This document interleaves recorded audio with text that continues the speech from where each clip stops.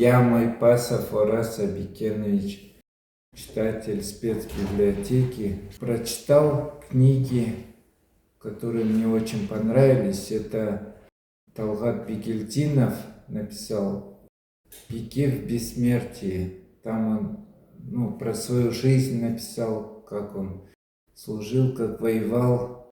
Вот очень интересная книга. Я рекомендую к прочтению. Так легко написано и понятно все.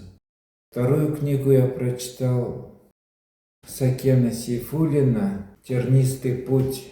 Тоже очень интересная, автобиографичная. Про свою жизнь написал, как он боролся за советскую власть. Тоже очень тоже легко усваиваемая, понятная. Легко читается, рекомендую тоже к прочтению. Также третью книгу я читаю, как уже, можно сказать, прочитал. Это написал Игорь Прокопенко «Территория заблуждения» называется.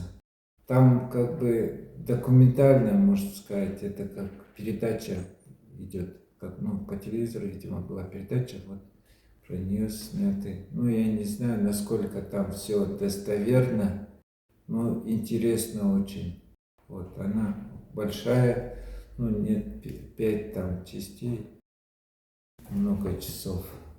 Рекомендую также к прочтению.